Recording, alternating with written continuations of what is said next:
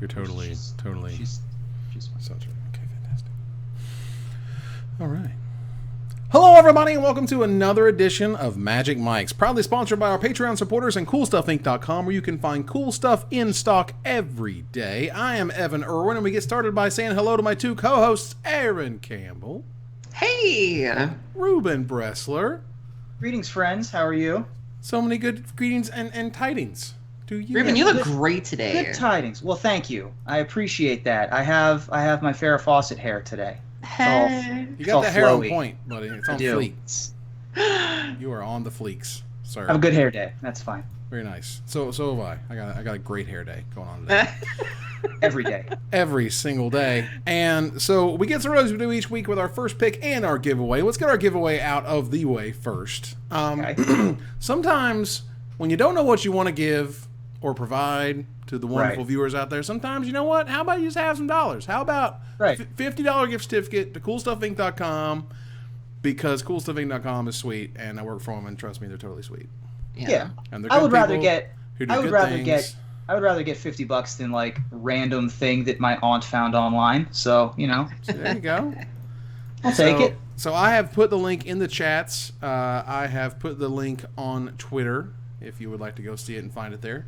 And we'll announce the winner in about an hour or so, which will be fine. However, we got to get going, and we got to talk about some super cool stuff that happened this week, including us making a few plans. Now, we just so happen to be in GP Vegas all at the same time. All at the same time. Yeah. The first time we will have ever hung out together in real life. Yeah. That's a real The thing. three of us all together, yeah. All together, you know. Well, I've seen Aaron across the room once, and hung out with Ruben many times, stayed at his house. You know, we go way back. Ruben's house. Right. Yep. Yeah, so we Hotel both Bressler. We both So have the it's a Hotel regular. Bressler experience.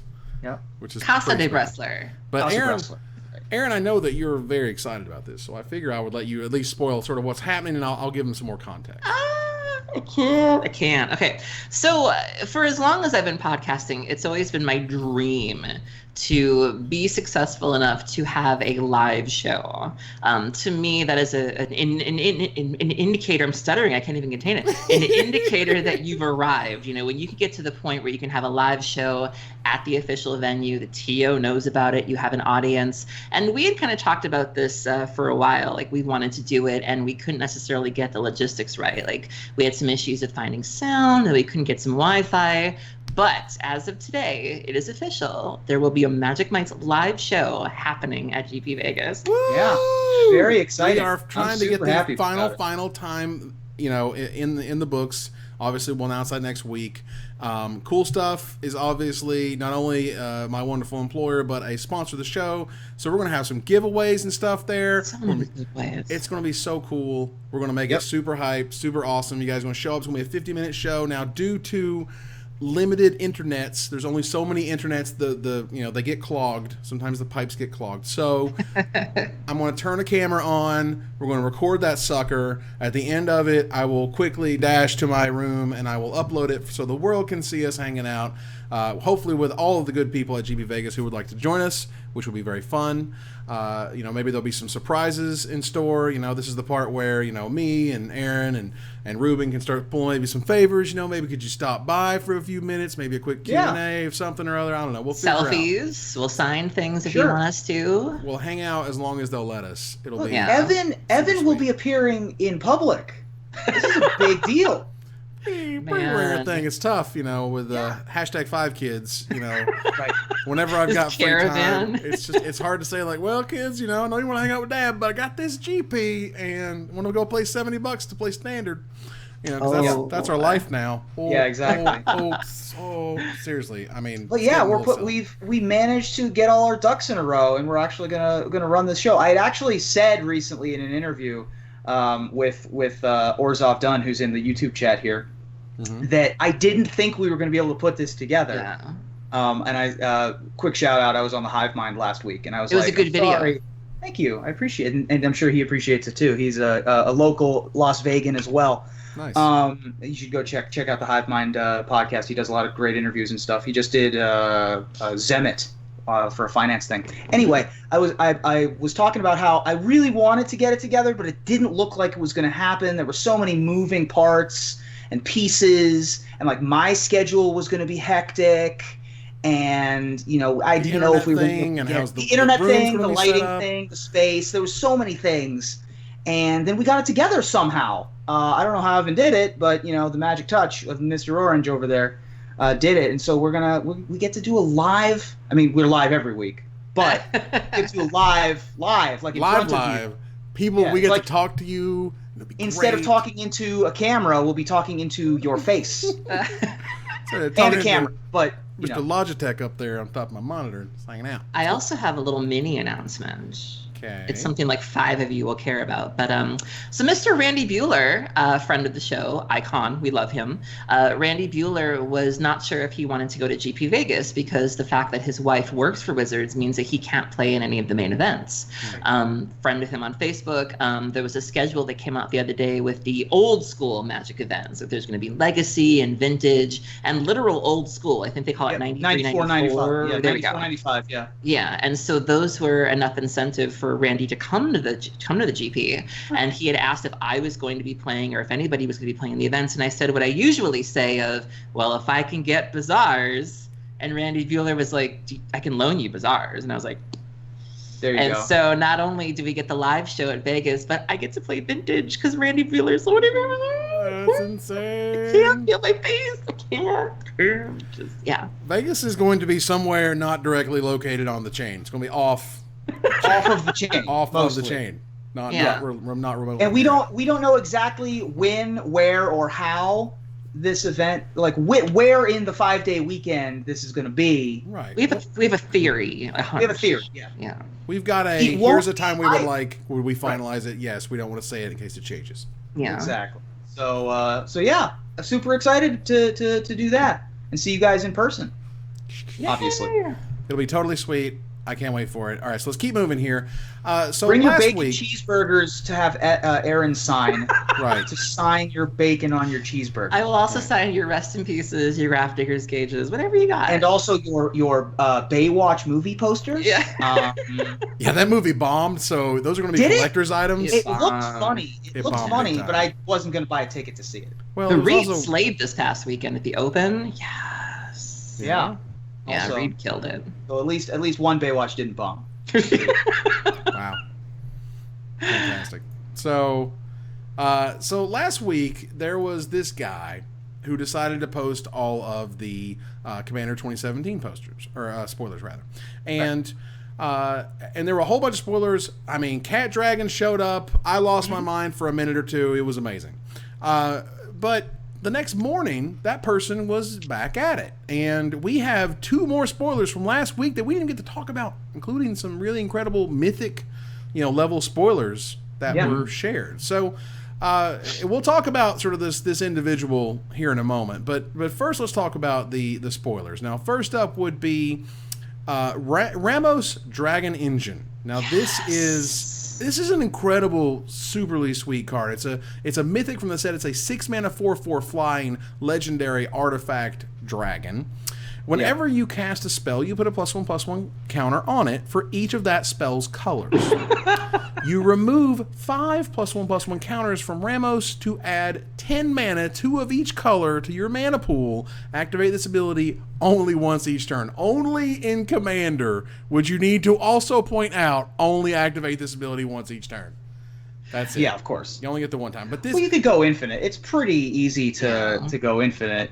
Right, with this card, but Ramos itself is a huge story creature from way back in there. There used to be the Heart of Ramos and like the Eye of Ramos and the Claw there was a of cycle. There was a cycle of mana artifacts. They were legendary and cost 3 mana from the original Mercadian Masks. Right. That had the ability tap, add a color to your mana pool, and sacrifice it, add a color to your mana pool. These were basically Coalition Relics before Coalition Relic was Coalition Relic, because you could accelerate from 3 to 6. Just like the old Coalition Relic control decks and Time Spiral wanted to do. Sometimes you wanted to power out a Yawgmoth's Bargain or whatever. Right. And it was, the Horn, the Eye, etc., etc., etc. And Ramos is a huge figure mostly in Mercadian lore. But he was also part of the Brothers' War way back. I think he was created by Mishra, but then Urza took him over because Urza's better at stuff. And yeah, he's a pretty cool dude, and he became the basis of a bunch of religions on Mercadia, even though he's a robot. But yeah, this card is sweet too. I mean, you don't have to, obviously the cards with cards like, Manamorphose are the obvious combos, but you're just increasing Savagery to get 10 mana, right? That's what I'm doing with this card. But yeah, I like this card a lot. I think it's super cool. The card is really awesome. The artwork is absolutely amazing, and it's just like one of those cards that people have been waiting on for so long. It's cool. It's epic. It gets huge. It adds mana. It's so dumb. It has to tell you can only do this once. I think of two things when I look at this card. The first thing I think of is Door to Nothingness. Sure. Mean, that's a thing. I like Progenitus. I like that you can activate this card, cast Progenitus, and then put 5 more counters on it. Oh, that's so pretty hilarious. The other thing I like about this card is, when I saw this card, I was immediately reminded of, the skull, the claw, and things like that, and how, the flavor text made it seem like, Ramos was very godlike. But the other thing that struck me, too, is somebody had mentioned, whether or not somebody asked whether or not those artifacts could be included in this deck, and those are all rares, and we kind of had a little conversation about the power level of cards, how you look at something like the Eye of Ramos, and then you look at what we have now, and that was a rare back then, like 3 colorless of blue mana, and you sacrifice that. And I wonder if there's a possibility of maybe it being downshifted, if maybe it could be shifted down to uncommon, if there's a way to get those included, because how much flavor would it be to be able to play Ramos and have all of those things in here? That's incredible, and I would totally play that. Being able to have all the eye and the heart and the horn, and there was even, and I didn't even know this really until I just looked it up, the Hinge of Ramos. Henge was the original mana fixing land, right? Yeah, it was a land you tapped, add 1 colorless mana, or 2 generic mana tap, add 1 mana of any color. Right. So that was an uncommon before Painted Bluffs. That flavor text, though, it is the hub. We are the wheel. Like, love it. So good. I always loved those artifacts because the colors were matched up perfectly. You had a blue eye, you had a red heart, you had a black skull, a white tooth, and a green horn, which I always thought was quite funny. Like a green thumb? Is that what you're thinking? Well, no, greenhorn is like a saying for somebody who's new to stuff. Okay. Is you call them, you're new here, you must be the greenhorn, like that kind of saying. It's sort of a cowboy-esque thing almost. But our next card and the next spoiler and sort of our last one, I guess, at this point until the previews actually are officially starting a month and a half ago, or a month and a half from now, is Taigam. Taigam Ojutai Master is a blue and white 2 generic mana, rare 3/4 legendary human monk, and he says that instant sorcery and dragon spells you control can't be countered by spells or abilities. He also says whenever you cast an instant or sorcery spell from your hand, if Taigam Ojutai Master attacked this turn, that spell gains rebound, which exiles the spell as it resolves. At the beginning of your next upkeep, you may cast that card from exile without paying its mana cost. So this card got the attention of a lot of constructed players. And, I've seen more than one mention of, hey, Legacy's a thing that likes big spells that can't be countered. I feel the problem with this card in that format in particular is just the mana cost. Anything that's 4 mana, you have to say, does it just win you the game? Because there's a lot of 4 mana things. And if it's a 4 mana thing, is it better than Jace the Mind Sculptor? Because I'm not sure you can say it is. But then again, I'm not copying through the breaches or whatever with Jace. And this is a guy who attacks and blocks. And I only probably need 1 trigger from it to win, is my guess. Yeah, I just don't know what we're rebounding. Like, what do we really need to rebound in Legacy? I mean, honestly, Vintage is much more interested in this card because you have the fast mana. 4 mana spells are much more playable in Vintage, believe it or not. Wow. Everybody thinks Vintage is a turn 2 format, but the Vintage is actually just like the slowest of the formats, secretly. Like, what you think Vintage is in your head, that's actually Modern. Modern is the turn 2 format. Modern is the oops, you stumbled and you're dead. Yeah, exactly. That's the format where people are just like, here's a Baral and I'll kill you, or here's a Goryo's Vengeance and I'll kill you. But Vintage goes on forever. Like, I've seen people register Thragtusks in Vintage. Like, it's that grindy of a format. Wow. So I mean, this is the kind of card that, doesn't die to Abrupt Decay. It doesn't die to Lightning Bolt. You can protect it with your Force of Wills that can't get Force of Willed back. You can use it for Force of Will. You can use it for Force of Will if you have extras because it's a legendary. This has a lot of interesting applications. Obviously both abilities are quite powerful.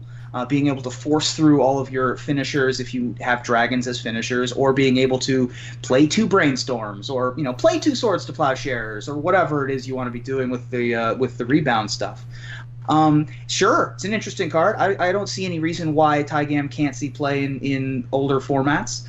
I actually think that Vintage is probably the place where this card wants to be. That's the place where the weird, like, Narset Transcendent kind of weirdo cards I've seen in the past get registered in Vintage. Sure. So I don't think that this is Legacy.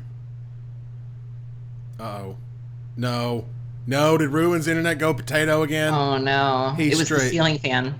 Oh, it was. I'll kind of pick it up. I like, in kind of keeping with the theme here. It's like, we talked about the female dragon last week and how she had a lot of she was featured in the lore but never really had her own card. And I love giving these kind of obscure type characters their own cards. Taigam, if I remember correctly, Taigam was a betrayer. Like, if I remember correctly, he was in the Jeskai and betrayed them to join the Sultai, if I remember correctly. And so it's really neat to see him get his own card, and I love that. I love seeing flavor text and seeing Taigam Scheming was a card, and to see that kind of name recognition. I think that's really, really cool, and I hope that they keep that up. So Aaron, as probably the only one of this cast who's going to be playing a lot of Vintage in their life, how do you feel if this card were to be resolved against you in the turn 2, turn 3 type setup?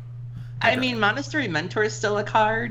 People love to get that out on turn 1, and it's like, a turn 1 mentor, you follow it up with this. That seems really nasty, being able to loop your spells and continuously make tokens. I'm not looking forward to seeing it. Being able to counter Mecha Ball therapies and Dread Returns isn't fun, but yeah, I think I could definitely see play. I know my boyfriend in particular is really interested in this card. I think he'd mentioned it in maybe like a sneak attack, a show and telly, Omnitel thing. That's sort of his deal, and I'm not really about that life, but if the Blue Mages are excited about it, I'm fine letting them have that. Fair enough. All right, so let's keep moving here into gathering the townsfolk as we do. Some community stuff, things and stuff popped up. This week, the Commander Anthology details were essentially revealed. Sort of what exactly, what was in it. And also, and I thought this was a big point, the commanders, one of each commander has a foil commander. One of each commander deck has a foil commander in it, including Kalia of the Vast, for example, which right now is a $50 foil because the only time she's been reprinted or been printed as a foil was in Commander's Arsenal back in the day. Okay. So, just for example. So, and also Marin of Clan Neltoth from Commander 2015, Freyalise, Llanowar's Fury, and Derevi, Imperial Tactician, all far as I know, and feel free to correct me, Twitch chat or YouTube chat, because I know you guys are really good at that. Shade. These are the first time these are in regular size foil. You got the large foils in the original packs, but did you get the regular size foil? Because I don't think you did. So that is part of what makes this, sort of rare and more valuable. They did an unboxing on the WPN site. You can Google it and find it, where you can see the actual spin down dies. Look super, super sweet. The boxes themselves are actually pretty nice, deck boxes. They're big enough to hold all of the decks sleeved, for example. They did put, I think, a lot of thought in this, and based on, things like this in the past, sort of an expensive, not cheap collector's type set, and something that honestly seems to be mirroring what happened with the Commander's Arsenal itself, which was, it's a very underprinted product that has really cool stuff inside it that you can only get for this very small window, and then they're probably just going to go up in price. And from all that I've heard, people are underwhelming and are under sort of they're not impressed. They're underwhelmed, and they're like, well, this just isn't enough bang for the buck or whatever. And when those scenarios happen, you have hard to find foils, you have a limited product, you have a very niche product that has a lot of really cool, unique items in it. That's the making for an expensive product. And so, just like I put on Twitter, from what I know, because, I work in the industry, blah, blah, blah. I'm telling you, this has the hallmarks of being a stupidly expensive product in a few years. Yeah. I believe that. I have a stupid question, though. So the cards, they show a picture of the inside of the box, and there's these really neat backs with, like, the Planeswalker symbol. Are those sleeves, or is that the card back? Because that's really pretty. Like, I see, like, a blue, a gold, a green, Oh, those are the deck Oh, boxes. I see. Those are deck boxes. Oh, those are the I boxes. think that those are Correct. those are like Ooh. computer renderings of the deck boxes. Got it. It doesn't look okay. like a real deck box. Right. It looks like But you can go find the real unboxing, and again, it was actually Sure. really sweet. And from what I can see here, these are the first times that these 4 commanders have been foiled, which is really sweet. And again, Kali of the Vast, other than Kali of the Vast, who was in Commander's Arsenal. But Right. regardless, a foil Planeswalker, a foil Green-Black Legend who's super cool. These spin down counter things, I'm telling you, are going to be ridiculous. This is a sweet product, so don't go sleeping on this one. No. Yeah, there's another little detail that I wanted to point out in the write-up about this Commander Anthology, which is talking about the Derevi deck, which says among the ways that you can get creatures through, there's a bunch of flyers, there's a bunch of tramplers, and oh, by the way, one creature with horsemanship, which is probably going to be the Mana War for 5 mana that I forget the name of. It's 3 colors, blue, 3/2 horsemanship. When it enters the battlefield, bounce a creature. They have the deck list down there. Oh, do they have the deck list? Okay, well, in any case, that and the legend that let's see if I can find it. It's Luzun. Yeah, so this one is the thieving magpie, actually. The Scholar General. All of those, and then so there's 3 blue creatures with horsemanship, all of which are kind of difficult to find, and all of which are in various cubes. So that's another just sort of hidden gem that you get at least in one of the other decks. So yeah, pretty cool collection that you got here. Yeah, I think they did a better job than I think most people were expecting, and they did a cool sort of surprises for people. So either way, let's keep moving here. There were changes to the Magic Online, like sort of the way that you qualified for PTQs. They used to have these weird little like button things or tokens or whatever you had to collect, and it was kind of silly. And I remember when it first showed up, we were like, "What in the world is this?" And there were different colors for the different seasons or something. Yeah, it was kind of insane. Red and blue alternating. Aaron, can you tell us a little bit about sort of how they're going to be working moving forward? Yeah. So a post came out today from Lee Sharp and the online team, and they basically said that they kind of took us back to the way oh man, I'm hearing Helena in my head of we need to go all the way back to the beginning, and I miss her so much. And just okay. So he was talking about how when the Pro Tour qualifiers first came out, there was one single tournament that everybody would join, but eventually those tournaments became so big that they would literally crash Moto. And so to kind of resolve that problem, they started splitting them up, and specifically the constructed ones is they would do you'd have a 5-round preliminary event, and then you'd have to do another event after that were called the finals that you would qualify for by getting 4 or more wins in the previous ones. And so they were looking at it and they were saying that in terms of limited, they still need to do this because it seems like the limited events still have really great attendance. But they decided that with the constructed events that they could probably go back to the old system. So starting on June 3rd, I believe will be the last one you can't use the tickets or points to join. So ish, right. Around that time frame. So they are going back to with the constructed events. You just join one event, you play that event out, and you qualify that way. You don't have to come back and do it again the next day or a short time later, which is a good thing. Yeah, June 3rd is the last standard PTQ finals and the last time that you can use the event tickets or play points. After that, then they go back to the new. They go to the new system, back to the old system, basically. Yeah. Another interesting point about the switch over here is that the Amonkhet Championships will be taking place on the weekend of GP Vegas, which I thought was kind of interesting. The limited one is taking place on June 18th. And then the standard one is taking place on the 25th, so a little bit later. But the limited one, at least, is going to be on the Sunday. I don't think it interferes with the limited GP per se, but and it's also at 7 in the morning. But I just thought that was kind of interesting as well. Yeah. All right. So there was some other stuff that was going on this week, and there's a couple posts, including the top post on the Magic subreddit right this moment, which is what's up with the quality of our Magic cards. Now, I've been playing the game a good long while. I've seen and held and played with so many cards and so many sets over the years, And there have been multiple times, particularly, here recently, where the card quality, I feel, is just not the same, or if anything, has been less. Now, let's not even talk about the packaging, like the original Modern Masters and that whole mess, or was it the second Modern Masters? Either way, the one with the cardboard packaging, which was a complete disaster. Oh, the second one, yeah. The second one, yeah. But the cards themselves, I feel like when you picked them up and you felt them and you bent them and did all the stuff that you can do with the Magic card, they could still do that, and they, there's the light test and that stuff still works, but they felt flimsier. And there was one thread on Reddit about how brand new cards that aren't foil and just open out of the pack, it just starts warping. And these other cards that have been in a shoebox in the closet for 10 years are fine and still perfectly flat. Now, there's a lot of sort of bias here, that could happen. Correlation is not causation, and yada yada. But ultimately, there was evidence, I feel, and again, today's post, which was Amonkhet's print quality is all over the place, which shows 3 pouncing cheetahs, and it's kind of clear they're very different looking between one another, whether it's the darkness of the ink, or there's too much ink, or it's too light. I don't know. It seems really weird that we keep kind of coming around to this, and in particular, I feel like you can feel a difference with the Modern Master stuff. And Modern Masters are supposed to be like this, creme de la creme, $10 a pack thing. Like, those should be the nicest cards.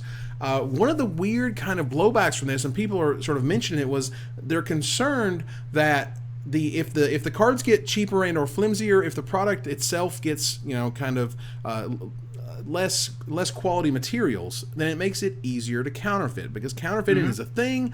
Every year they try to inch closer and closer. People have these things where, can you tell the fake, and they show picture A and picture B, and you're going to have to start carrying around lights and things, and little loops or whatever, so you can look exactly at the print quality and all this stuff, and the things that the dealers have to do, because you really gotta fight that stuff.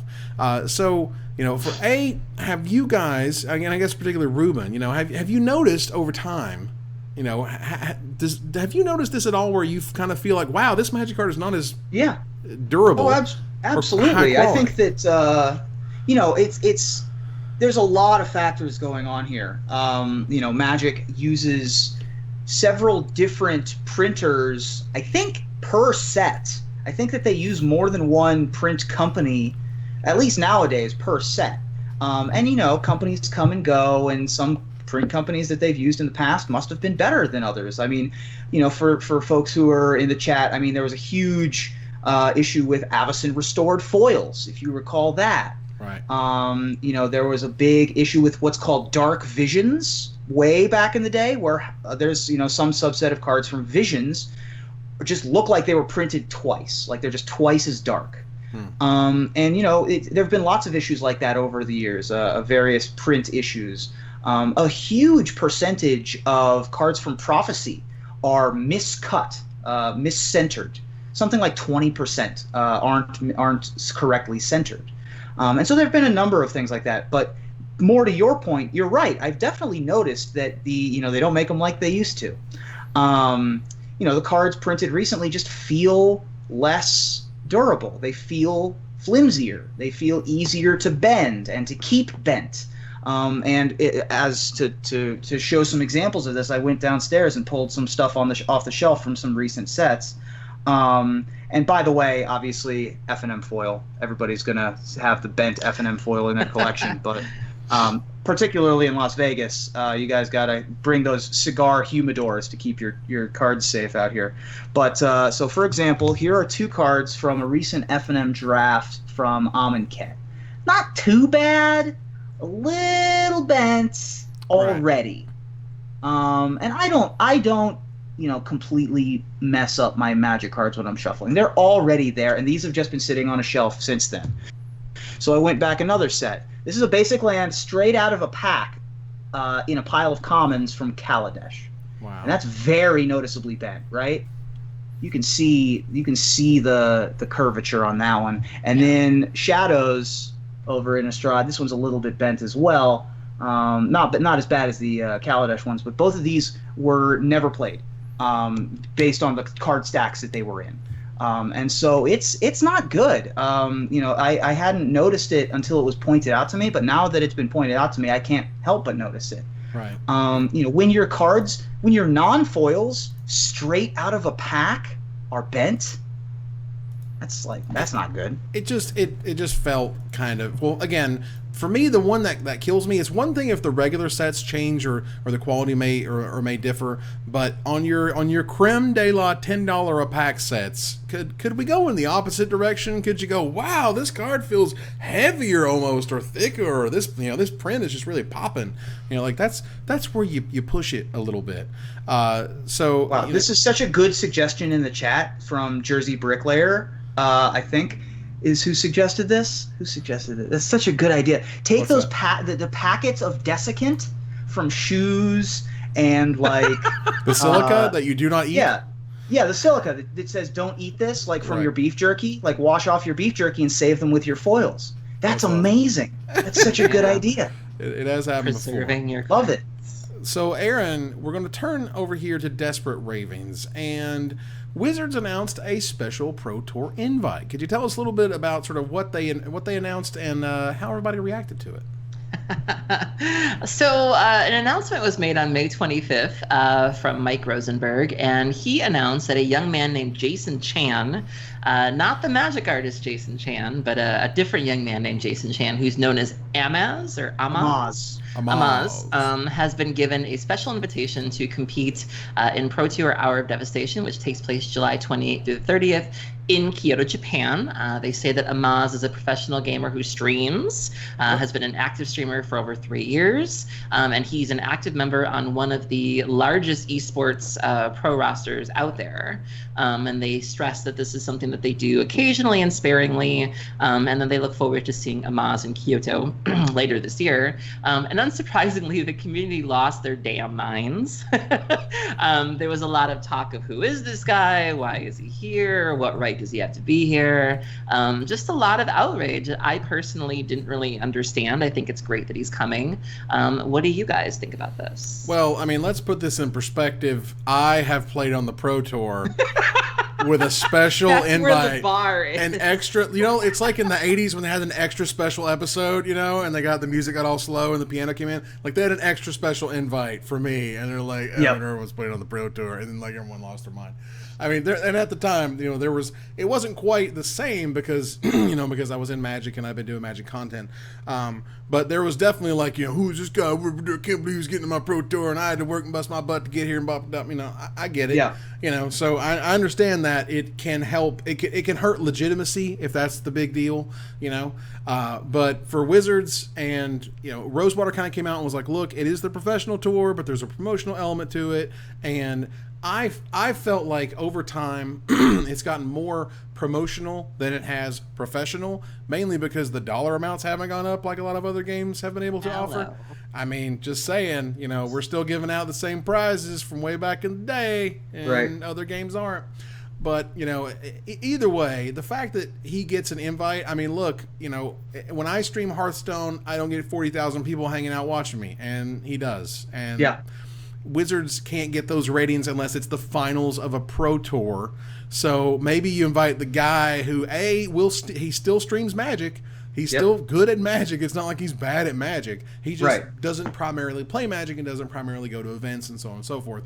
But he can certainly bring his clout over. I mean, you remember when Day 9 was invited over? Like, rolled it in then, but there was also, oh my God, I can't believe it. He's just some guy who screams and hollers about StarCraft or whatever. And it's like, okay, yeah. And like, he was featured in one round and he lost. And then like later they caught up to him and they talked about his losing record. And that's, sure. No shade implied here.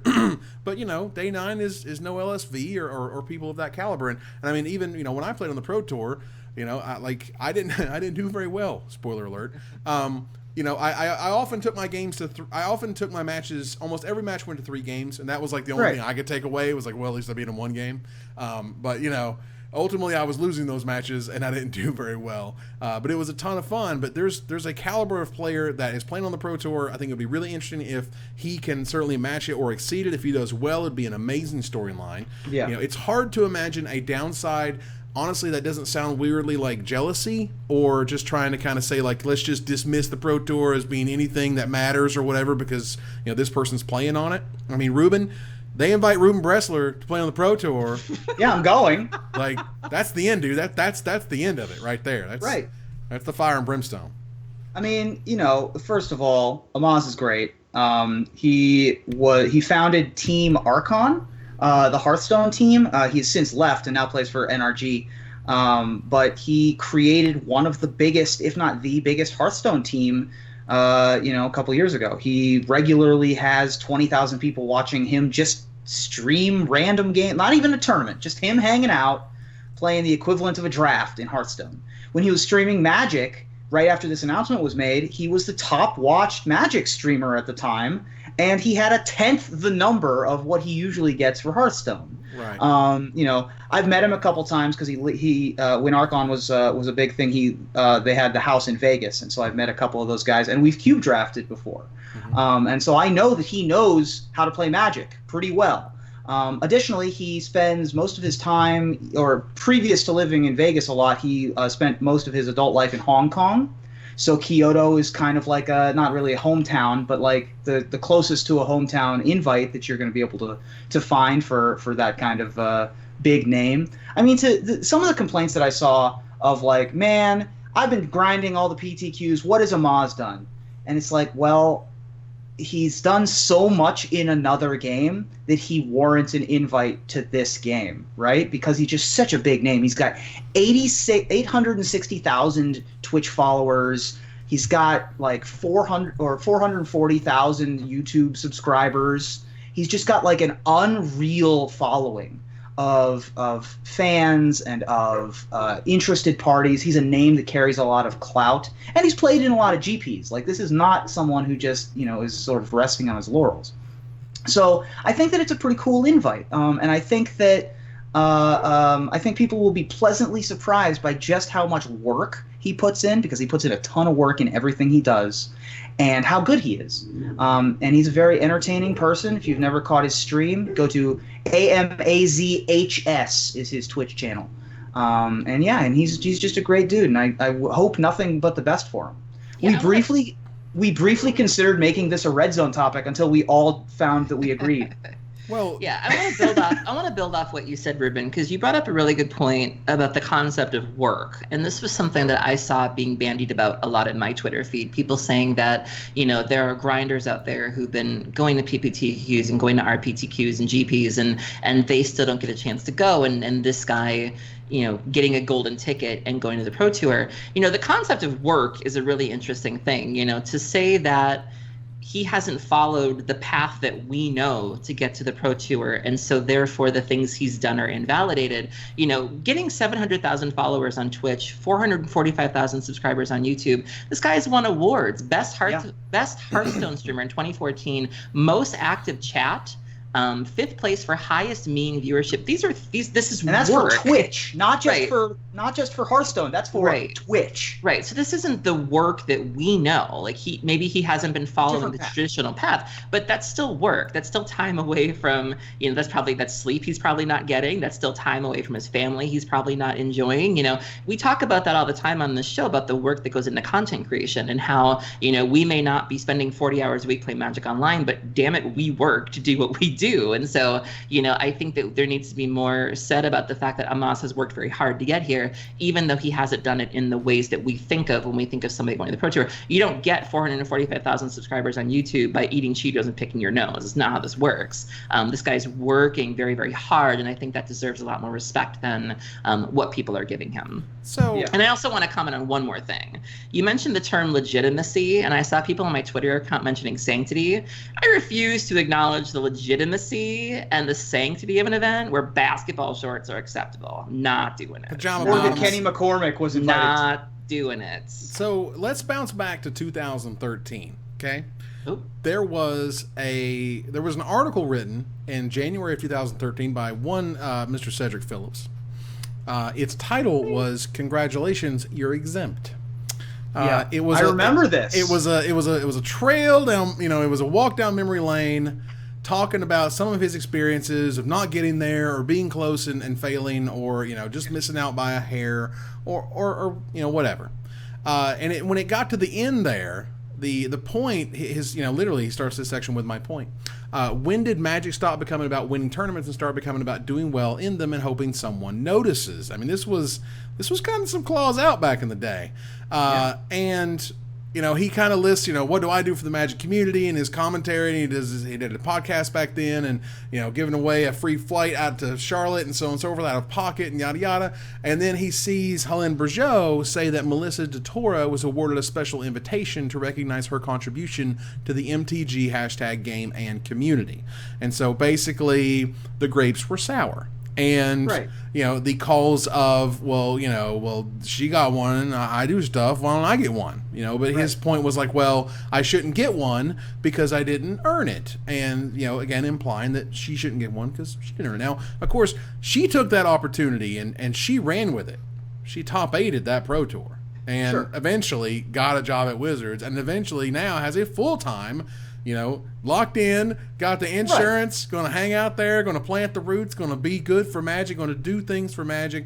It kind of all started there. Helene mentioned it a little bit, I think, this week. They briefly mentioned where they essentially sponsorship invites were, we had this great idea of trying to reward and notice and, kind of let people, give people that opportunity to be on the biggest stage. But every single time somebody gets one of these invites, there's always sour grapes from somewhere. Right. If it's not Melissa getting her special invite to Montreal, or it's not Jason Chan getting his invite to Kyoto, or it's not Sean Plott, Day 9, getting his invite to whatever Pro Tour that was. There were people who were like, we don't want, when Kenny McCormick of South Park fame got a special invite, and obviously there was a 0% chance of a cartoon character going to the Pro Tour, there were sour grapes about that. It was like, well, if you can make a joke invite, why can't you just invite me, guy who won a PPTQ or whatever? Then I think Ben Seck, Chris Pakula, those are some respected names within the Magic community who've gotten special invites in the past. Right. And even they were like, well, why did they get a special invite? What have they done for Magic other than being in it since the beginning of the game and having won GPs and whatnot? But that's, it always occurs when you have this sort of golden ticket that you can hand out to people. Sorry, I don't know what else to tell you other than get over it, I guess. They haven't crossed a line for me yet, right? I mean, I'm sure that there is someone that they could invite where it's like, that's neither funny nor interesting nor good for the game. Sure. But they haven't done it yet, right? Right? Like, Jason Chan is a great role model. That's exactly who you want representing Magic the Gathering. So I see no problem personally. And it's not like he's taking his invite from someone else either. I did have one tiny concern. Uh-oh. Because you're not getting it? Is that what that's the thing? That's the thing. So my one concern is that he's known for primarily being a Hearthstone streamer, and the only thing I was worried about is that if he plays on the Pro Tour and he brings some of that Hearthstone audience with him, and they see what Magic Online looks like. Right. If they happen to see I what Magic worry Online about looks that a little bit, where, okay, so let's say he gets these people to come watch the Pro Tour. They really like what they see, and they say, okay, I like this game. I'm interested. They see an advertisement for come play Magic Online, and then they do, and then they're like, ew. And then the sadness creeps in. Right. And that's the tears. my only concern is I could see if, Magic Online was in tip-top polished shape, kind of like when you have guests coming over and you fluff your pillows and you make your bed and all that stuff before they come over. Our house is a mess. So what you're saying is that come over. Magic Online is not serving the fish. Is that what you're trying to tell me? Yeah. That's what you're trying to tell me here. But that was my only concern was, we're aiming ourselves at a demographic that might look at what we're doing and think that we're not at that level. I mean, most Hearthstone fans, I would say most people who play Hearthstone and watch Hearthstone streams are aware of Magic the Gathering already. Okay. They look at Magic sort of like an ancestor of Hearthstone. It's like how people who are fans of football look at rugby.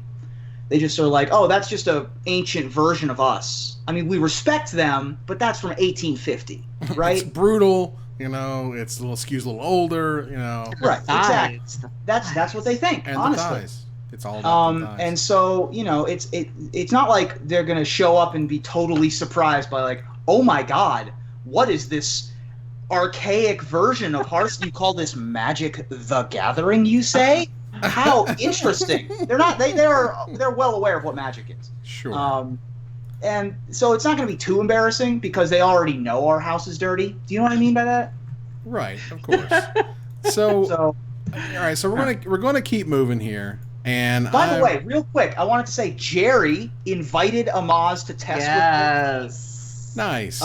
Numot offered to co-stream with Amaz, so he's got his hooks in. He's doing it. That was fantastic, and Jerry did it in God bless Jerry Thompson, and just I remember the tweet too of like, "Hey Amaz, you want to come work with me?" And it was like, ooh, it was brilliant. That's amazing. So we're gonna go here into going infinite. Sometimes we like to talk about things, think about things, what things could be or might be or should be. So I'm gonna post a link right now into the chats. I'm gonna let everybody follow along if they would like to, because there was a really cool sort of idea that showed up from our one and only Cube April. Also known as April King, and she kind of took what Mark Rosewater's been doing for quite a while now, which is doing these head-to-head things. We've talked about head-to-head stuff before, and she made the sort of the parody of head-to-head fun things Wizards won't let you have, and so she has here a list of really fun, silly stuff that Wizards won't let us do. Or won't let us do anymore or whatever. And I wanted us to kind of go through, and there just so happens to be 3 of us, which means there so happens to always be a winner. And I wanted to talk about these little matchups here, and kind of get our heads wrapped around sort of what these are going to be. So the first one, first up, 4-mana Wraths. I love this. This is great. Versus the unset number 3 versus Unhinged, Unglued, whatever the next unset would be. Sure. And so, if the winner of what is the most fun thing that Wizards won't let us have, I am of the opinion that unset 3 wins here because when they get to go nuts with the silver bordered cards, I think if you could just before Rosewater stops designing all the things for us. Can you just give him the one more? Can you just give him, because he keeps talking about how he writes down ideas for it all the time, and if they if they ever give him the chance, 4-mana Wraths. Go ahead. It needs to be called Undone, by the way. Wow, that was good. That's nice. So I'm not sure 4-mana Wraths are fun. Obviously we should have them, and that would be my vote here, I think. Really? But no, the phrasing is fun things Wizards won't let you have. Right. 4-mana Wraths aren't fun, so it's got to be unset number 3, because 4-mana Wraths, while good and should exist, the unset is just obviously the choice, right? Aaron? Well, I feel like we had Languish. That counts as a wrath, right? We have Rags to Riches and Dusk to Dawn in Standard right now. So I feel like we've had things that do good imitations of 4-mana Wraths, whereas we have yet to find anything that really compares to the unset. And so I would also vote for the unset. Yeah. Fantastic. So is Jaya Ballard actually on her? Yeah, okay. So yeah. I don't understand. What's up with April Jaya describes Ballard? herself as being Jaya Ballard with even worse impulse control. Right. She's the so best, the reason why Jaya Ballard is on the list is because basically Chandra came in and stole all her Cheerios. Yeah. And it's basically the same character except for not named Jaya Ballard. Right. And Jaya has 5 of maybe the top 10 flavor text quotes of all time. So she does have some really good ones. So the fact that we don't get Jaya Ballard is kind of strange. When it is kind of stupid. And also 2-mana bolts. Obviously, I'm a huge fan of 2-mana bolts. How about a 1-mana bolt? Huh? How about some of that? How about no mana bolts? How about no mana bolts? Ooh. I like gut shots. Gut shots. Good are idea. Good idea. Nice. Fun things. First of all, 2-mana bolt. We have Harness Lightning, which kills creatures. I think that this is referring to being able to finish players off, in addition to being able to kill off. Incinerate, for God's sake. Can we have Incinerate? Is that really? Or Lightning Strike. Any of that stuff. But seriously, Jay Ballard, boy howdy, let me tell you, I have won some games of Magic with Jay Ballard Task Mage in my day. #Painter Servant. Nice. Also, the cat suit is just too much for me. So I'll vote for Jaya, even though I'm not unhappy that 2-mana bolt. If 2-mana bolts win this one. Wow, the catsuit got Aaron blushing. That's pretty good. That's damn pretty, sexy is what that is. It's pretty powerful stuff. So Ruben, are you officially voting for Jaya Ballard? Jaya Ballard Task Mage, absolutely. Aaron?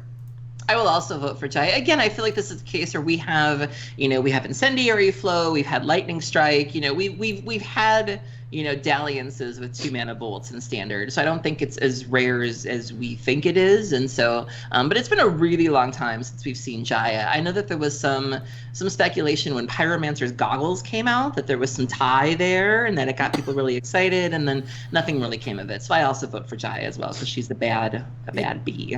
First I think that Wizards could absolutely retcon whatever they needed to retcon in order to make Jaya Ballard like her stepsister or something. Like, whatever, they found her in a basket on Kaladesh and nobody knew, and she liked burning things too. I mean, they found her in a basket on Kaladesh. That's so 10 Commandments. It is. It's very good. You know what? The bonds, they run deep. Yeah. But I will I will give the vote to the 2-mana bolts. In fact, I would change that to 1-mana bolts. I would like to bolts. see if it just said bolts. Just bolts. Just bolts. Bolts, because bolts. I was there at PT Honolulu when, I said to an RD member at the time, I'm like, there's no way you bring back a Lightning Bolt in Standard. That's insane. And then Lightning Bolt came back in Standard with M10. Standard. Immediately, yeah. So that was a fantastic, wonderful moment. It was great. Burn decks were really good. Red decks were good. So either way, I've lost this battle. We're going to move on. Jaya Ballard got there. Next up, I wouldn't be unhappy with Mana Bolts, but... Sure. Next up is Mass Land Destruction or Invitational cards. Now... Only have we moved so far past land destruction that it shows up on a list of fun things. Right. It shows up on a list of fun things. Yeah. Not a fun. You know what I like it when I get to play Magic and my opponents don't. Yay! Yeah, obviously invitational cards are the winner, right? Like invitational cards in some form or another. The Pro Tour winner cards that we discussed last week. Right. Various other inspired by this player kind of cards. Doesn't necessarily have to be for winning anything. You could be Hall of Fame cards, something along those lines. This is a very, very easy first round matchup for invitational cards. It cracks me up. Clearly, you should go play with Armageddon just a little bit more. Just Johnny Vengeance. Just sink your teeth into the pain that everyone experiences when that card is played. I like the idea. I appreciate the idea of something that is something Wizards won't give us anymore. But the fun part, I don't think it's the fun part. I think invitational cards are the clear winner here. Yeah, this is like if they're like, what fun things won't Wizards let you have? Smokestack. It's like, what are you doing?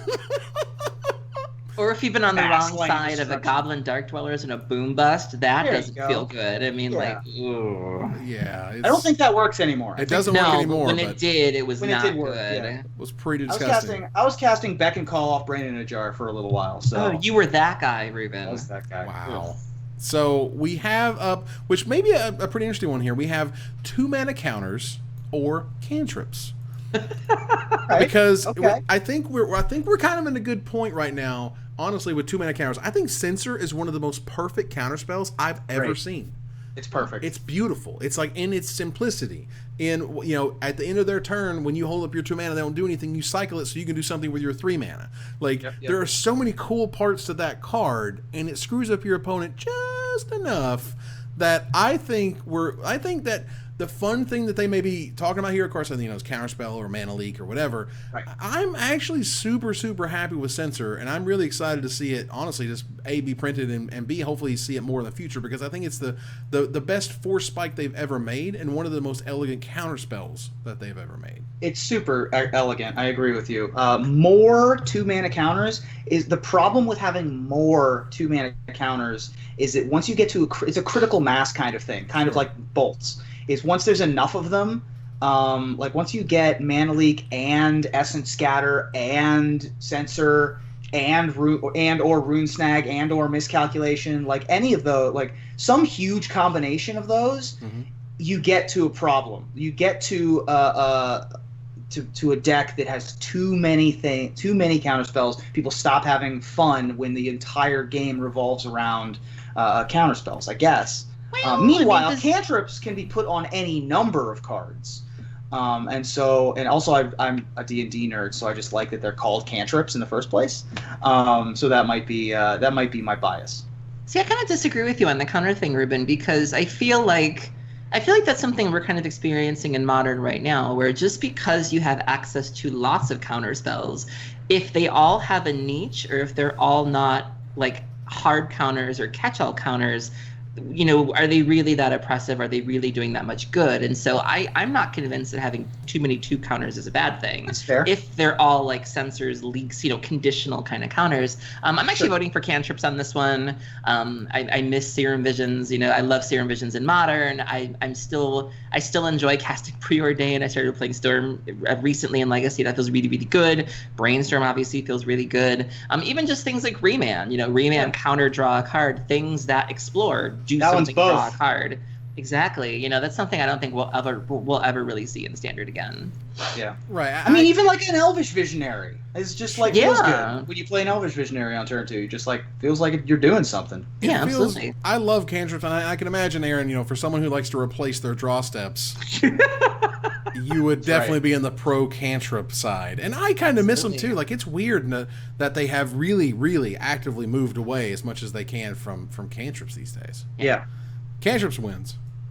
It's a winner. The Great Designer Search 3 or Squirrels. It's weird to put anything versus squirrels. You're just like ice cream sandwich or squirrels. It's like, Toyota Corolla or squirrels. I mean, like, I don't know. I guess not squirrels, because the Great Designer Search for me was so cool and so interesting. I know it was a ton of work. It took a long time, but I think it's really given rewards to Wizards, and I'm really excited to see them do it again. And in fact, I think it would be also incredibly interesting to have a great developer search. Yes. Find these people who can break your game the best. Find these people who you can give them, here's 100 made-up cards, and inside there, those 100 cards are like, 12 infinite combos and, 4 creatures that they should never print in a million years. And you get to find those things. And I think that would be really fascinating. I would vote on the side of, just so we can get it out there, Great Designer Search. Yeah, I'm going to echo that, and I also have a confession to make. I don't know if this is the wrong cast or the wrong time to do it, but I actually don't like squirrels. Wow. I think they're disgusting little creatures. I think Sex and the City... Sex and the City said it best. They're just rats with a cuter outfit. And there's actually a podcast I listen to called Another Round on BuzzFeed.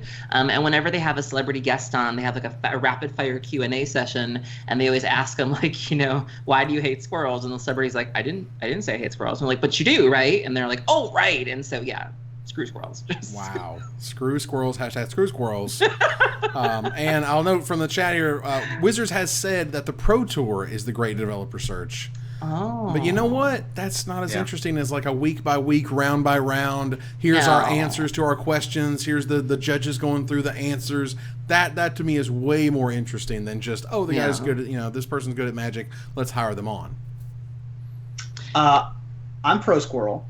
Pro I will give you several reasons why. Wow. Number one, when I was younger, I couldn't pronounce SQU until I was like 7 or 8, and I pronounced my R's as G's for no reason when I was like 4. So when I looked out the window and I pointed at something, I said "Fuggle." For years, and my parents were like, "Yeah, Ruben, Fuggle, I guess." And I was like, "No, not Fuggle, Fuggle." And then they were like, "Oh, squirrel, you just have a speech problem." Yeah. So that's a story from my past. And now you're a podcaster. Were you raised by squirrels? Did that happen? Here's the other thing. This one's more serious though. The first ever like on-site piece that I ever did for the Magic Show was at Grand Prix Montreal during Time Spiral Block, and I interviewed a guy who had personalized individual squirrel tokens. Do you remember this, Evan? That he collected for his autistic son. Yeah, I remember that. And for some reason, squirrels in particular, from all of the animals, always appeal, not always, but appeal on a more regular basis to autistic kids. And that was how he brought his son into the game, was with squirrel tokens. Nice. And now there aren't squirrels anymore to make squirrel tokens. I just always thought that squirrels were, and then my third reason obviously is hashtag unban Earthcraft so that we can have squirrel in that combo. Sure, and Deranged Hermit making infinite squirrels during Time Spiral Block was like the most fun I'd had for and in any case, I'm voting for squirrels for like 8 different reasons, but I'm losing. Who cares? And it sounds a little bit like there's mainly handicapped people like Huey Lewis in the news a lot, and I don't know why. And I'm not making that up, and that's not a joke. I'm serious. I read an article. It was really weird. Look, we don't know how the human brain operates. We're it's like people in the Middle Ages looked at the stomach and thought that it was a magical device. Now we sort of know how the stomach works. We don't really know how the brain works. That's our magical device that we don't know how it works. I think we would call that the power of love. I think that's what we call it. What? Just a Huey Lewis in the news reference. You guys are nuts. We're super see what I did there? Nuts. I saw what you did. Sanction, paper popper, or storm cards. Sorry. Hashtag not collector. Sanction, paper popper, or storm cards. We got to keep moving because we're starting to run a little bit long. But what I would say is what are the fun things that Wizards doesn't give us? And I know they're broken. But storm cards are pretty fun. They're pretty crazy. They're ridiculous. They're over the top. People love them. They love to abuse them. Like, one of the first things I did when I came back to Magic back in the day, like, I built one of the first Dragonstorm decks ever, and I was using, like, Urza lands. I'm not kidding. Like, and, when I first met Patrick Chapin, like, that was one of the first things he said. He was like, dude, you were on Dragonstorm before anybody else. And I was like, okay. I was just building a big dumb deck because storm cards are cool. So that was really sweet. So I would just say storm cards, as much as Sanction Paper Popper would be interesting, it's just not feasible for a variety of reasons. I don't know. I feel like we're more likely to see paper popper before we see storm cards. Yeah, but it's not about more likely to see, right? It's the fun thing, Wizard. What is the most fun thing of these two that Wizards won't let you have? Storm, obviously, yeah. Wow, you guys are both very stupid. The more fun thing is obviously storm cards are fun. Quote Aaron Campbell and Evan Irwin. Is there anything better than going off on turn 1? You haven't lived until you've gone off on turn 1. Yeah, you know what else is great? When I cast them, 2-mana bolts and mass land destruction and smokestack. This is whatever. Again, I'll vote for paper popper, and then you guys can move it on to the next round, and it'll lose to the Great Designer. It'll lose, but it's fine. The point is, well, things mean things. Votes. Obviously, neither of those should win. Neither of those are going to win in the next round. There's no way. Against either Squirrels or Great Designer Search. Right. So, idiosyncratic / abstract art or Return to Kamigawa. Now, if anybody has listened to me for any amount of time, I know what you're voting for. Please take me back to Kamigawa. Even if it's just one of these like little special throwaway BS, put it in a big box and call it a name sets. Take me back, because this stuff with Commander is just getting so close. You can't just go up in there and just kind of rub the Kamigawa door and not go in. It's like, so here's a dragon. Okay, bye, Kamigawa. We'll see you next time we have another special product to do. Because you can't commit a whole standard set to it. I get it. But give me something more than just a random creature here and there. Oh, Return to Kamigawa. Absolutely. Anybody? So you guys are the swaying votes here. You knew where I was going. I'm waiting for Aaron. Okay, so if we're going purely on fun, I would say also Return to Kamigawa. Between the rituals, Night of Souls Betrayal, Michiko Kanda as an all-star in my commander deck, yeah, I'm gonna go with Kamigawa. Yay. The fact that everything was had such cool flavor to it. Kamigawa was such as bad as it was for certain facets of how the abilities played out. Like, obviously, Splice into Arcane is not an ability that really I'm still not works. Clear what it does. But you can take Splice and make it work. The problem was Splice into Arcane was a problem. Yeah, it's a lot.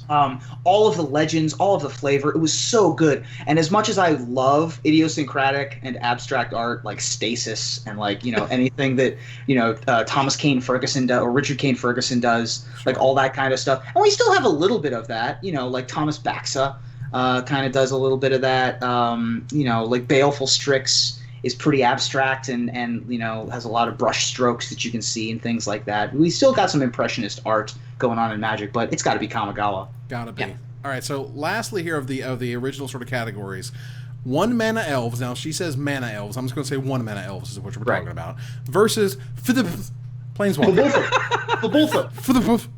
There you go. Yeah.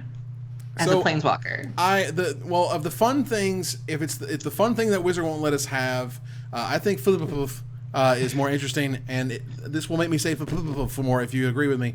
But right. 1 mana elves, really, I think now that we've been in a world for a little while now where 1 mana elves, 1 mana producers do not exist anymore, I think we're in a better world without those cards in it, because there was so many times where green can always go 1 to 3, and because they can always go 1 to 3, the 2 drops either had to be insane or they would always be ignored, and so you had such a weird swing there. It was a design constraint. The mana cost had to be high, otherwise they could be abused.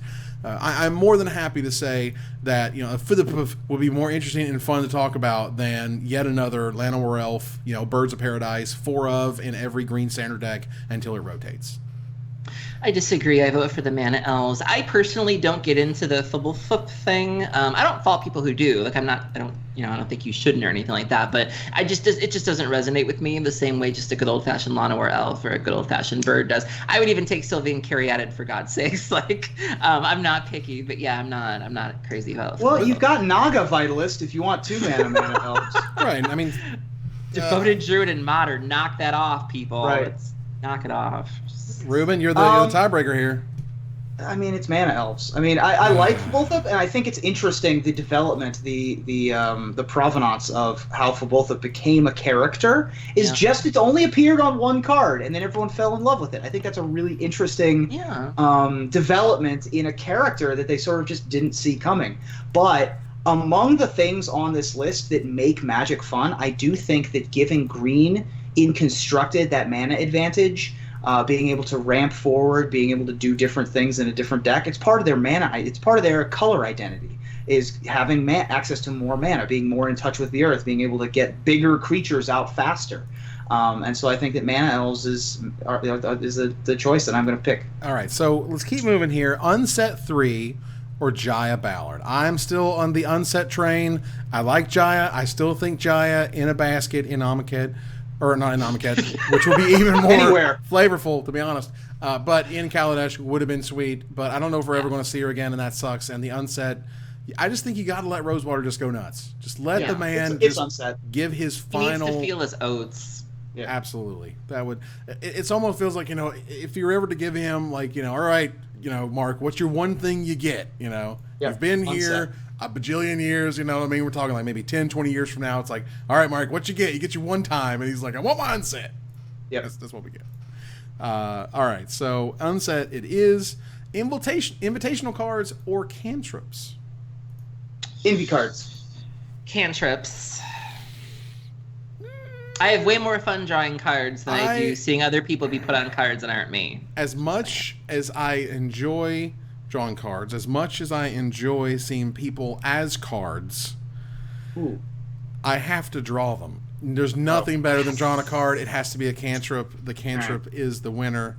I love drawing cards. Now, let's go ahead and get what I would describe as more of the obvious choice, which is Great Designer Search 3 or Storm cards. Squirrels.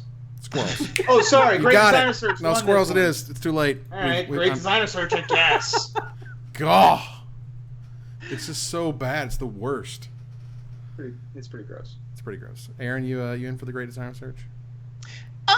Only if they make it a reality show. Like I would 100% watch a show that was like Project Runway style, where there were like really screwed up challenges, and Mara was sitting on like a panel, and Aaron Forsyth is like the Michael Kors character who just says things that are really off base. And What was the Penny Arcade reality show that they had for a Ink while? Something?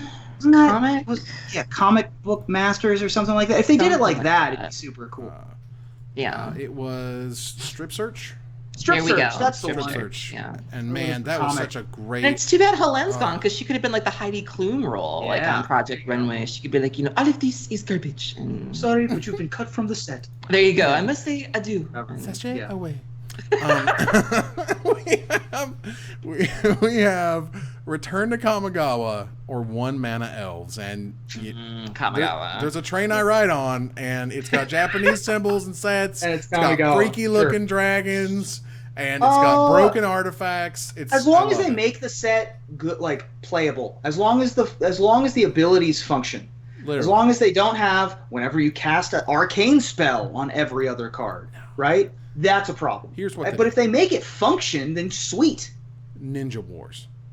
Ninja Wars. Got this from the chat. Thank you very much. Ninja Wars American for real. Ninja Warriors? Can you imagine American Magic Great. Ninja Warriors? Be insane. Yeah. So the Kamigawa is rolling on into all of the next rich round. families hired samurai. We only Non-rich have- families did not hire samurai. Yes. Sorry. And he did another video. I don't know if you've seen that history. He of the did, I world. know. God, I it's saw it, fantastic. I love it. The sun is a deadly laser. The day star. All right, sorry. Yeah. Okay.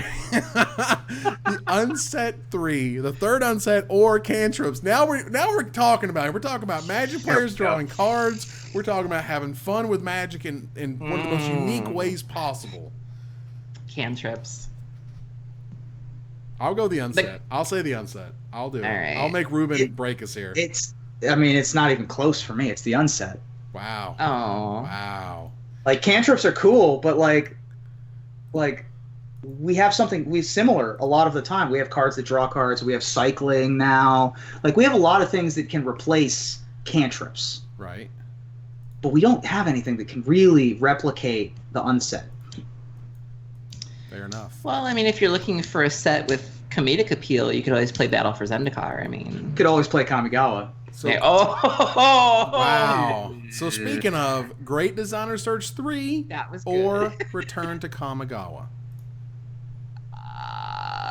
Again, if they make the cards functional, if you can splice onto instants, if you can splice onto arcane, if you can splice onto spirits, if you can splice onto artifacts, if you make like spirits a thing, if you do ninjutsu again and make it work, then I would vote for a Kamigawa, another Kamigawa set. I think that that's a more interesting, because the flavor was so good. The flavor of Kamigawa was so good, and the execution was so bad.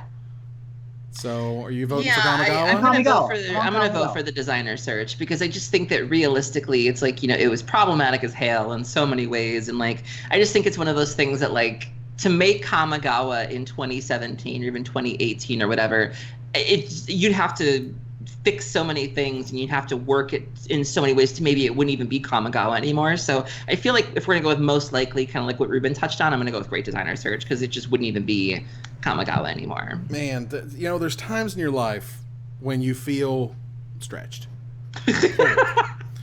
And when you say something like the Great Designer Search, which I absolutely loved, I adored, I even participated in the first one, it was fun.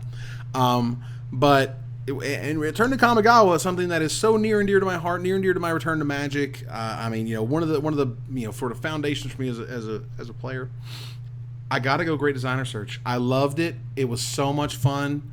Yeah. I can only imagine how much fun it would be if they brought it back one more time.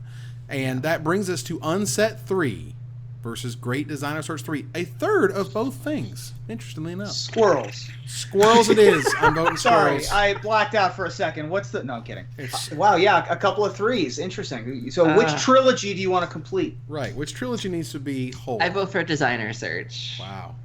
I mean, I didn't vote for Designer Search last time. I can't, switch my vote now. I still think Unset it'd be the most interesting. Wow. So it comes I mean, down- I comes didn't down to the last vote, huh? love Great Designer Search myself. Like, Wow. I thought it was cute and cool, but, I would much rather see an Unset. I gotta say, to break the tie, to declare the winner of the fun things Wizards won't let us have is squirrels. Yes! Yes, So happy! ladies and gentlemen. I'm just kidding. Unset 3. I gotta get the unset. I think the unset is the ability for Mark Rosewater to put his last, really indelible. I just don't ever see an unset from anyone not Mark Rosewater. Does that make sense? Yeah. It's just not going to happen. So if they give him an unset and they make it happen, it could be some of the most fun, cool stuff. And if Wizards could give it to us, I'd be totally okay with either squirrels or squirrels. I honestly think that with 15 more years under their belt, that Kamigawa could be great. It could very well be great. But If they fixed all the problems, because they know all the problems now. Then again, they went Return to Zendikar and didn't fix those problems. But, I have high hopes. Yeah. so Just a little tea shade there, sorry. we've basically ran out of time, but I want to do something that I want to leave people with something. And something they can do not only in the comment sections of the video, if you're watching the video later, or you can always talk to us on Twitter, or on our Facebook page, or on our subreddit, for example. our blast from the passage, we haven't done a blast from the past in a while, but there was a topic that came up that was so good I could not showcase it, at least just for a minute here. Right. The ugliest Grand Prix playmats of all time. I'm going to bring 3 of those playmats on the screen right now, and I want you to just really take it in, okay? And I want you guys at home to tell us on Twitter, to tell us on Facebook, to tell us on Reddit, to tell us right in here, right now, what are your favorite bad GP playmats? And we'll bring up the first one. Grand Prix New Jersey in November 2006 was basically like a weird advertisement that had a few pieces of card art on it and, oh yeah, some mana symbols and what? Right. And I'm bringing it here on the screen so you guys can see in full glory good old-fashioned Ron's Comic World down there just showcasing that sweet, sweet font and that crazy squeeze, directly from word art. And yeah, it's pretty shocking, I gotta say. But our next one, the next one here is my personal favorite worst Grand Prix playmat of all time, GP Atlanta in 2011. Holy cow! This thing is like legendarily horrible. It is like actually insanely horrible. All right, so first, the expression on that angel's face is like, what? Huh? Yeah. It's just like somewhat confused angel being like, "Excuse me, bird, what are you doing?" Excuse me, and even the bird looks confused. The bird's like, "What am I doing here? I don't know." And like, but the bird's wings aren't even like correctly shaped. They're freakishly turned up. But my favorite, if you just look at her hand, her left hand, she's supposed to be holding 2 swords, but they photoshopped one out, and it's just a hilt. She's holding a hilt in her left hand, looking weirdly at the sword that just left. Yeah. And like this kind of strange pose with the bird's feathers all flapped up, and it's purple and it's like yellowy gold. It's very second edition D&D. Oh god. Art. And then all the link, all the people down below, the sponsors, and it's just a big hot mess. It's just a big hot mess. Oh god, it's my favorite terrible one. However, we're gonna leave here on the last one. It's in fact a set. Because last Grand Prix Vegas, was atrocious. Oh my God! This is one of the most designed by committee things I have ever seen in my life. Because wow, it had the what was the creature for this one? It was Etch Champion. Etch Champion. Thank you very much. Etch Champion. I mean, there's just logos everywhere. There's these weird pictures in the bottom left. Like the bottom left for Vegas. Okay, you have the famous Vegas sign, right? Right. Utrecht is like. There's kind of a building and maybe some water. I'm not really exactly sure. And then Chiba is just like, here's a beach, and we found this beach, and that certainly says Chiba to me. When I think Chiba, I think like washed out beach or whatever. Okay, sure. It was bad, and it made me feel bad. And they have not repeated this mistake, and I am so glad for it. We have different GP playmats for all the different GPs in Vegas. They have an ancestral recall playmat. Like they upped the game. Yeah, the game was up. Playmat game is going to be good at the GP Vegas. But wow, was it not last year? Yeah. It was rough. There are some pretty good terrible mats. I will say that I really appreciate the albeit brief reign of the hilarious cartoon playmats that all started at Grand Prix Lincoln with squirrels against werewolves. Hashtag bring squirrels back. And then, continued with, the Goblin Hockey playmat from Toronto. Wasn't there a Nashville one, too? Yeah, there was a weird Nashville one. And then there was another awful one where they tried to put a dragon on the Rock and Roll Hall of Fame for the Cleveland playmat. That one was their hearts. But the Platypus versus Goblins playmat was great from GP Columbus number, I think, 2. I mean, there were a couple of hilarious... And there's a 2-headed chicken shooting lasers out of its eyes from Philadelphia. Like a giant corn or something? Or a pumpkin? Yeah, there was some hilarious. There was some craziness. However, we got to turn the corner to the finisher. So this week, this June, we celebrate a few life milestones. Magic Mike's turns 2. Actually, it turned 2 a few days ago. We're going to have our first live studio audience episode at GP Vegas. My son Miles turned 6 today, whereas today was... Happy birthday. Yeah. Yesterday. Sure. Well, still today here in Vegas. Oh, yeah. See, it's still today somewhere. Yeah. That makes sense. And thousands of folks from all over the world graduating from high schools, universities, and various community colleges, both Tolarian and otherwise. So as we don our mortarboards and sign our yearbooks, what would you like your current senior quote to be, Ruben? Ruben Bressler, class of 2017. If I had a nickel for every time I got called an entitled millennial, I could almost afford my mortgage. Is this before or after you bought the avocado toast? Both. I buy a lot of avocado toast. Let me see how it is. Aaron? Aaron Campbell, class of 2017 here. Everything I like is either immoral, fattening, or banned and modern. It really is. Very fitting, very fitting. Well, Evan Irwin, class of 2017.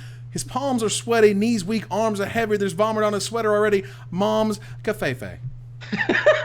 Mom's cafefe. Mom's Mom's cafefe. That's Love right. it. We had to. We had to.